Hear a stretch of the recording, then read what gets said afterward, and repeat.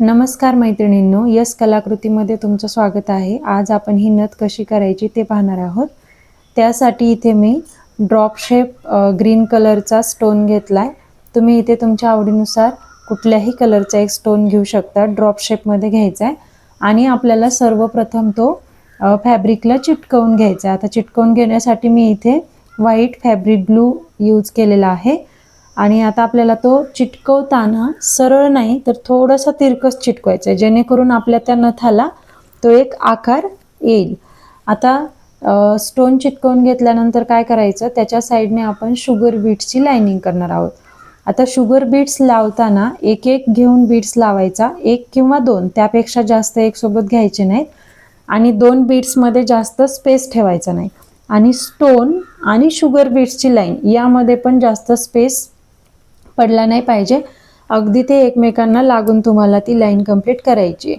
आता जिथे ड्रॉप शेपचा वरती त्रिकोण आकार असतो, त्रिकोण आकारावरती आल्यानंतर बॅकला छोटा स्टिच घ्यायचा आणि नंतर समोर तुम्हाला ते बीट्स टाकत जायचे, म्हणजे तुमचा तिथे जो कोन आहे तो कोन व्यवस्थित येईल। आता शुगर बीट्स लाइनिंग करून झाल्यानंतर आपल्याला त्या बाजूने 2 mm चे मॅट बीट्स लावायचे। आता 2 mm चे मॅट बीट्स देखील आपल्याला शुगर बीट्स सारखेच लावून घ्यायचे। दोन मण्यांमध्ये बीट्स मध्ये जास्त स्पेस नाही पडला पाहिजे आणि शुगर बीट्स आणि मॅट बीट्स या दोन लाईन मध्ये पण अंतर नाही पडलं पाहिजे। अगदी एकाला एक लागून ते व्यवस्थित बीट्स आपल्याला लावून घ्यायचे। जेव्हा तुम्ही स्टोन चिटकवता तेव्हा तो चांगला सुकू द्यायचा आणि नंतर हे वर्क तुम्ही करायचं आहे। जर ओलसर असतानाच तुम्ही वर्क करायला गेलात तर स्टोन सारखा हलेल आणि तुमचा जो स्टोनचा आकार आहे तो पूर्ण बदलून जाईल, म्हणजे जे तुमचा नथाचा आकार नंतर येणार आहे तो। आता आपल्याला इथे पहा, कोपऱ्यावरती आल्यानंतर बॅक छोटं स्टिच घेतलं, नंतर अलीकडे स्टिच घेतला आणि कंटिन्यू आपण हे बीट्स लाइनिंग करून घेतोय।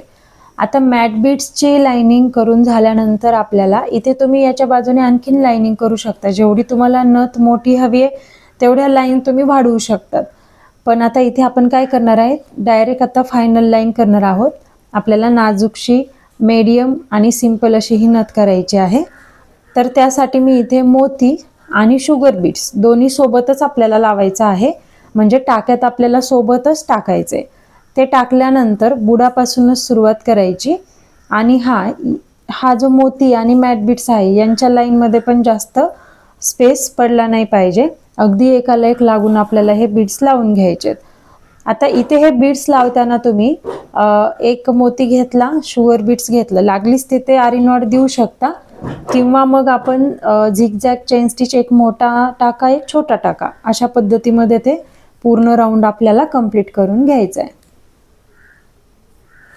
मैत्रिणींनो, अशाच छोट्या छोट्या टिप्स आणि ट्रिक्ससह जर तुम्हाला देखील आरी वर्क शिकायची इच्छा असेल तर आपला ऑनलाईन कोर्स अवेलेबल आहे।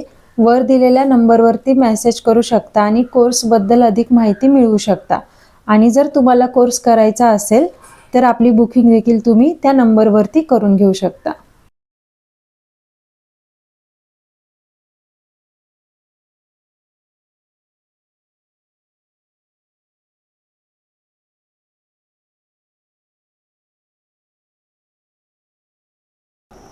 मोत्यांची लाईन करून झाल्यानंतर आपल्याला नथाला एक आकार देऊन घ्यायचा आहे, ती लाईन ओढून घ्यायची।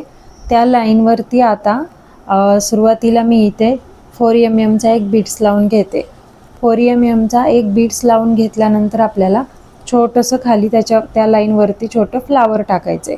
ते फ्लावर टाकण्यासाठी 2 mm चा बीट्स मी सुरुवातीला लावून घेतला आणि त्याच्या बाजूने शुगर बीट्सची लाइनिंग पूर्ण सर्कल मध्ये बाजूने शुगर बीट्स आपण ते टाकून घेतलेले आहेत। आता शुगर बीट्स लाईन करून झाल्यानंतर त्या बाजूने आपण 2 mm चे मॅट बीट्स परत लावतोय, जेणेकरून ते फ्लावर आणखीन थोडंसं मोठं होईल आणि वरचा जो नथाचा पॅच आहे त्याला ते शोभून दिसेल। आता त्या खालच्या फ्लावर मध्ये आणि त्या 4 mm च्या बीट्स मध्ये जो अंतर राहिलाय तिथे देखील आपल्याला बीट्स टाकून ते अंतर पूर्ण करून घ्यायचं आहे। आता खाली जी ड्रॉ केलेली लाईन दिसत आहे इथे आपल्याला शेवटपर्यंत 4 mm चे घ्या किंवा 2 mm चे घ्या, पूर्ण मॅट बीट्स लावून घ्यायचे। तुम्हाला जर त्यामध्ये आणखीन छोटंसं फ्लावर ॲड करायचं असेल मध्ये तर तुम्ही ते करू शकता। आता लास्ट पर्यंत आपल्याला त्या लाईन वरती ते 2 mm किंवा 4 mm जे असतील ते बीड्स तुम्हाला तिथे लावून घ्यायचे.